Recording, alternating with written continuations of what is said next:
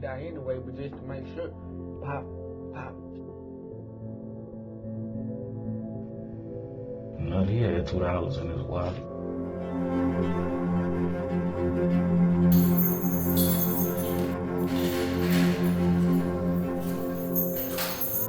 It's just been weighing on me. James been telling my story this whole time.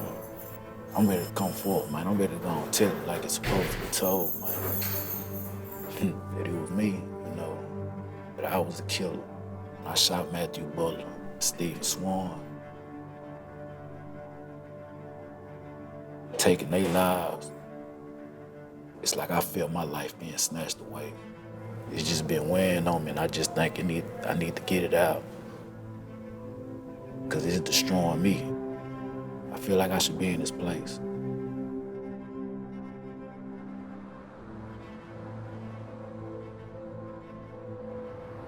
Understanding your place in life and where you want to go has a lot to do with how you deal with your past. Not using it as a crutch is way stronger, you know, than finding somebody to place the blame on. It's not a day that I haven't thought about the circumstances that led to me being on death row.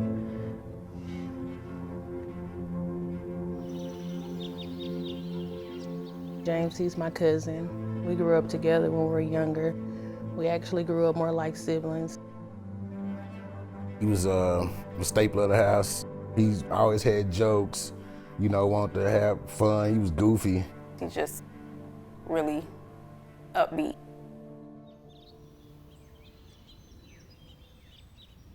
Big baby. Big baby. I'm the big sister, but I was always a little big sis. He'll say that. What's up, little big sis? This is me. This is James and my sister, Corinne. And this is James in one of his elementary school pictures. He's definitely protective. He's definitely somebody you could depend on. If you needed somebody to be there, you could definitely depend on James to be there, for sure. He was very protective. He was, and it's so crazy because to say he was going through so much, he never really showed it.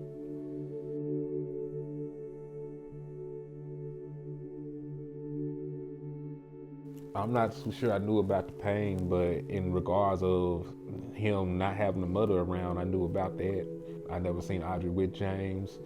I never heard James talk about him.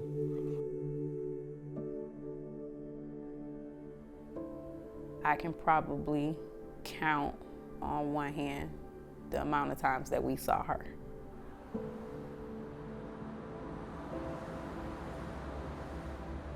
Around the age of maybe 2, my mom relocated us with my great aunt, who I knew as my grandmother growing up, Betty Easton, and she lived in Hope, Arkansas.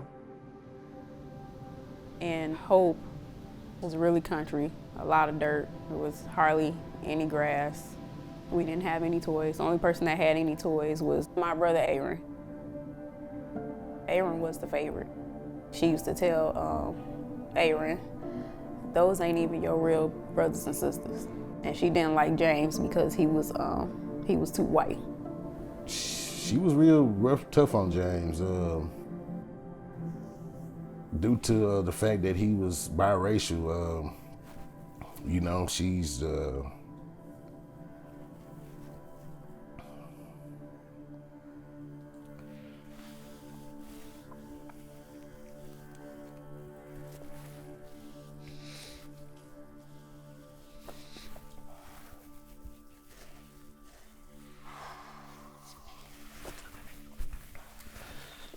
I mean,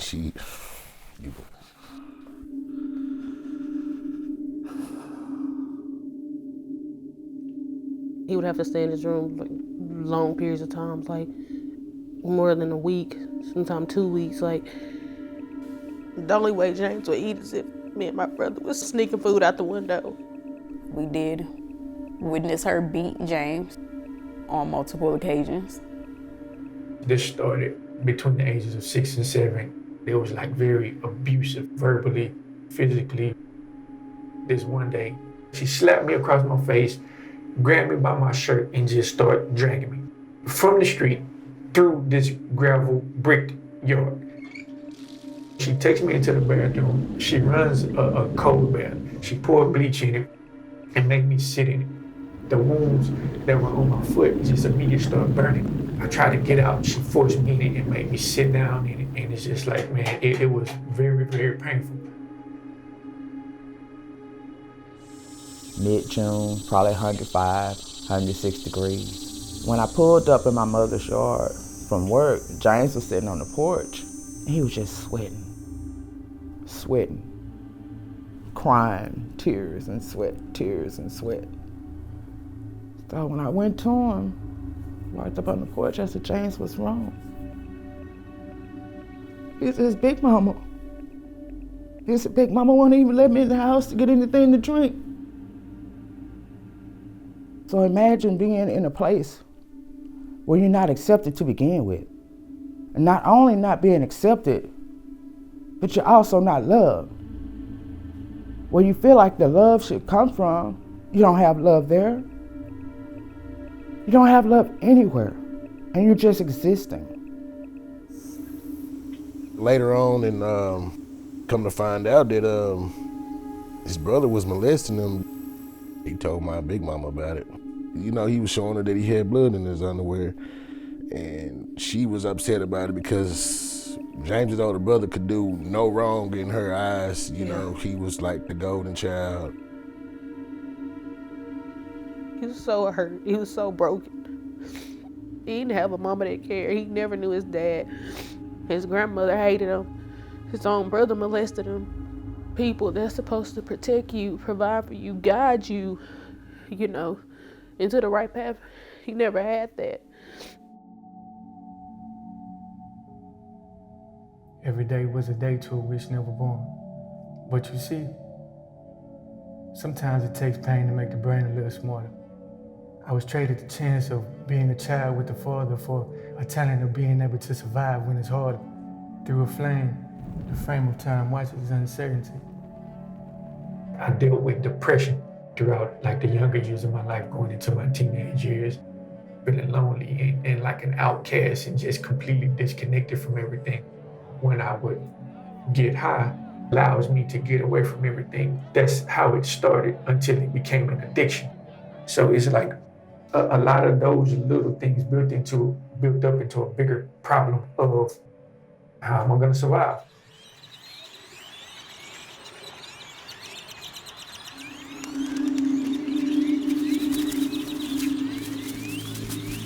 I was 18, 19, unstable, chaos, trouble, just in the streets. I didn't have a job. Same thing with my cousin. He didn't have a job. We're basically drinking and drug binging, smoking weed laced with PCP. Eventually led up into the bigger conversation of let's rob somebody. It happened so fast, a gun got pulled. This wasn't supposed to happen. This wasn't the plan, but now it's like, it's done before I could even say anything. I think I was at home and my cousin, Kermie, called me. James is in prison for what? Matthew Butler and Stephen Swan. The two were found shot to death outside of the Zion Gate record studio. The young men accused of killing Butler and Swan are talking. Let me get you to go ahead and tell us your first and last name. James Broadnax. What's your last name, James? Broadnax. All right, James, and you're 19? Yep. Okay. During the trial, we did see the video, and that jailhouse interview that he gave was unbelievable. You killed two young men now. Better they life than mine. Do you have any remorse? It broke my heart. And I also said to myself, even if I watched it today, I'm like, that's not my brother. His demeanor, just the way he was describing everything. You know, stuff he was saying and doing and looked like him and didn't sound like him. I'm like, bro, this is like, it's somebody else inside this guy. Nah, I pulled the trigger. He was just there. I didn't kill nobody. I didn't kill her husband or whatever. He was right next to each other. We was talking to each other. I'm like, look, bro, we gonna have to tell them that you did it. You know what I'm saying? I'm saying that you did it because you ain't got no criminal history. You know what I'm saying? Bro, I've been down already. They gonna hang me, bro. If I come forth and I tell them I did this, you know, I'm down for you, bro. I ain't tripping. I'ma hold you down, bro. I got you. See, James the type of person, if he fuck with you, he loyal, you know what I'm saying? He down. James admitted to doing it because that goes back to James being loyal and trying to solidify some kind of family connection that he was lacking. He's that person that protects his family member, taking the blame. I just look at James in that video and I wonder who he really is. I think that maybe there is someone else under that disguise. Can you tell me about your past that makes you feel like you do now about life? Look me in my eyes and tell me what you see. Got nothing to live for. Why you say that, man? Because I don't. Before the incident happened, James tried to commit suicide, and it failed through. Was this an opportunity for him to have somebody to do it for him, than rather him do it for himself? You know you're probably looking at capital murder. Yeah, 2 counts. I don't want life. You don't want life. Pick one. Sometimes when you can't do it yourself, you would rather have somebody else do it for you. If they don't, I will. Because you can't do it alone.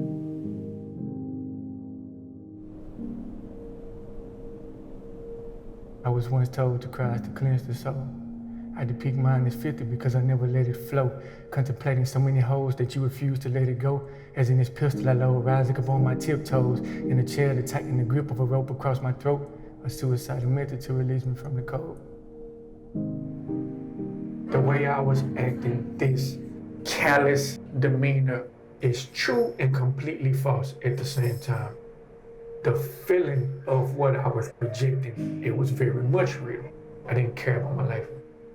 Whatever happens, happens. I'm okay with dying because I don't want to live anyway. However, what I'm confessing to is completely false.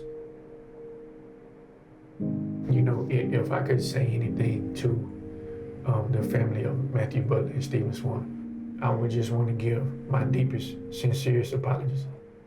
The events and circumstances that led to their brother, their son, their nephew, you know, losing their life, I wish it would have never happened. And if I could take it back, I would. Even committing to the fact of wanting to rob somebody, I shouldn't even did that. I wish I could show them my soul so they could see just how sorry I am sorry. I am very much remorseful for everything that happened.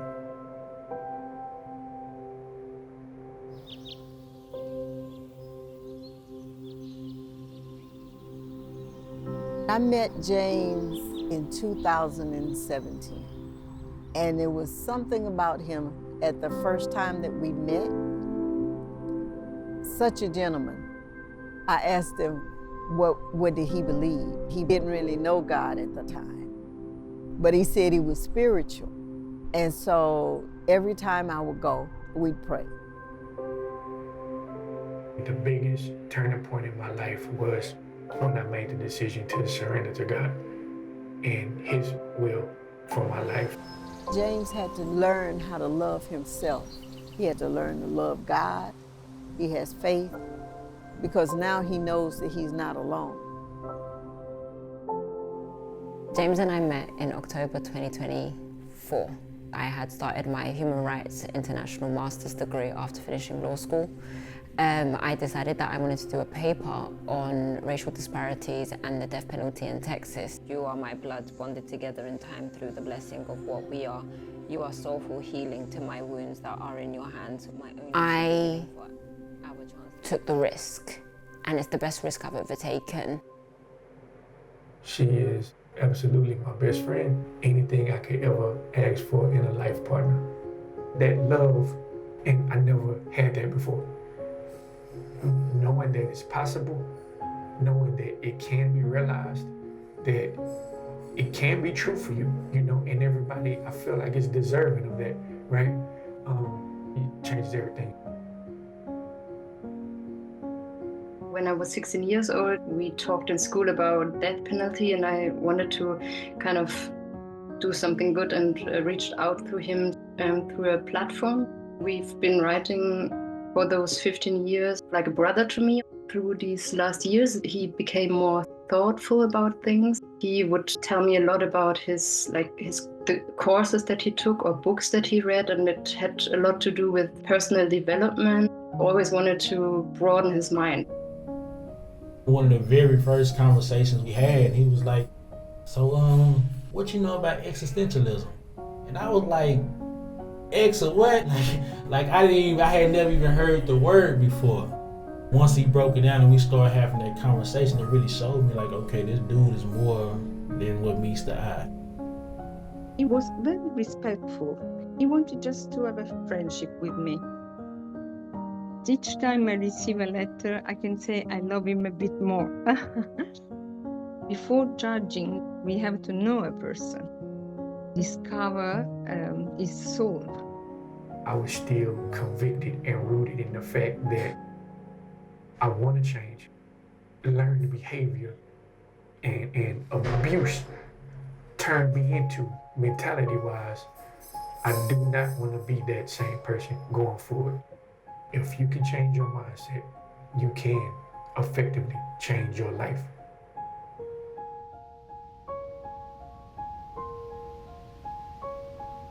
I just visited with James.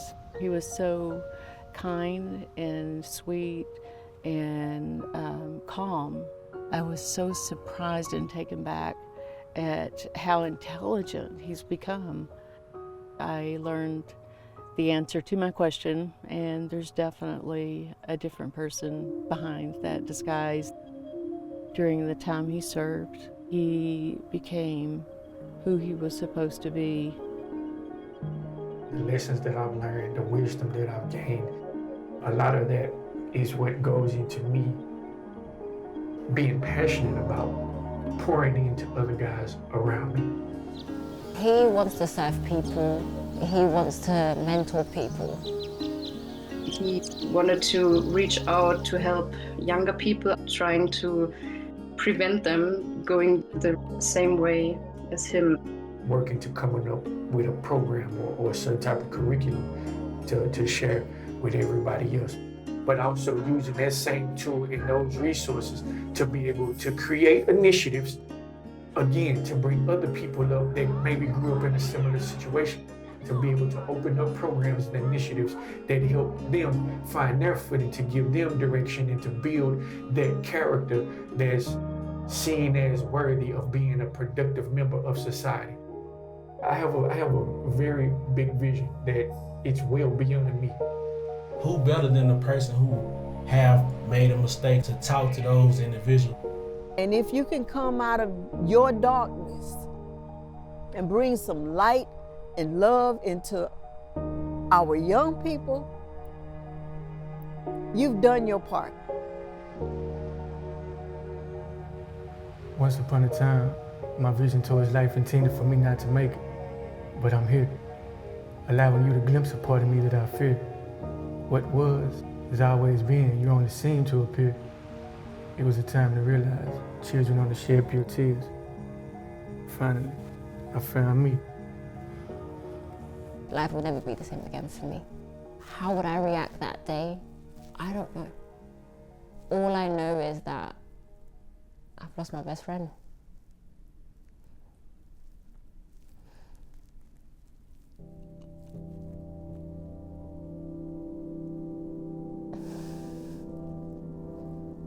I've lost my best friend. I feel that surely there's a case for his death sentence to be removed. How can you execute a man with new evidence like this? It was hard to convince people, But all this time, why now? Just waiting to come forward. But for me, I'm not trying to convince him. I'm just telling him like it is. This is what happened. Now, y'all choose to accept it or not. But the truth of the matter is, I was the shooter. And if they kill bro, they'll be making a mistake. A real big mistake. So you gonna take a James, whom God loves, and you wanna kill him for something he didn't even do. No matter past pain, trauma, and all of that, it's no excuse. I want to change it in any way that I can. I wish to make it right. Just really hoping and wishing and praying that they could find it in their heart to forgive me.